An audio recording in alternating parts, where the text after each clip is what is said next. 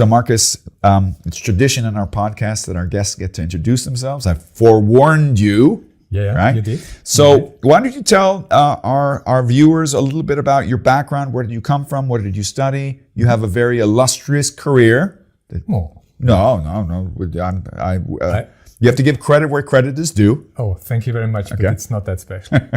So tell us a little bit about yourself. What did I do? I started studying economics and informatics at the university in Vienna. Afterwards, hired at IBM, because in those days, IBM was really this big company and you could go there, learn there, do so, and so on. It was the gold standard for everything. Absolutely. Yeah. And it was at the beginning of the 21st century, not 21st. Well, this were also the days when we met the first time, because IBM invested in their people, and I had the honor to do the PMI certification. Yes. Then. That's why we met. Yes.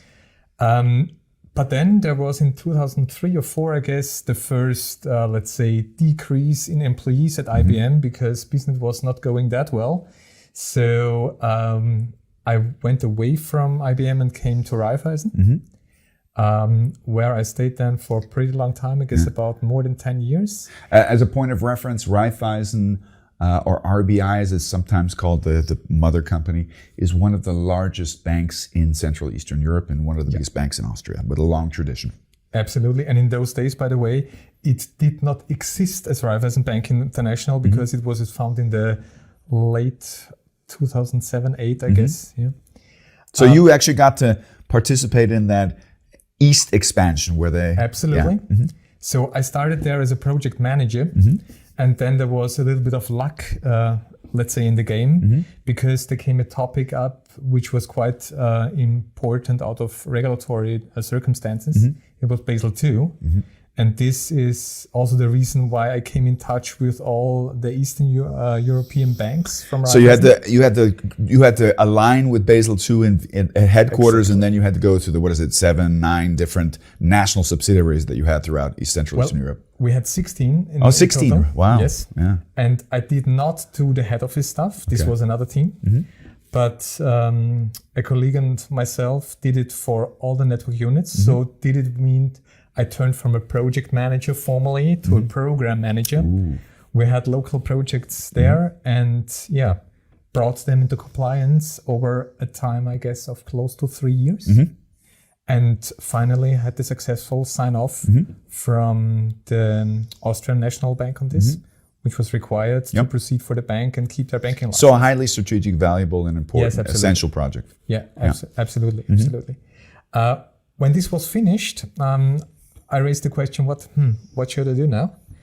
But in the years besides that, I also continued my studies and completed my doctorates also in informatics and economics. And the topic was portfolio management.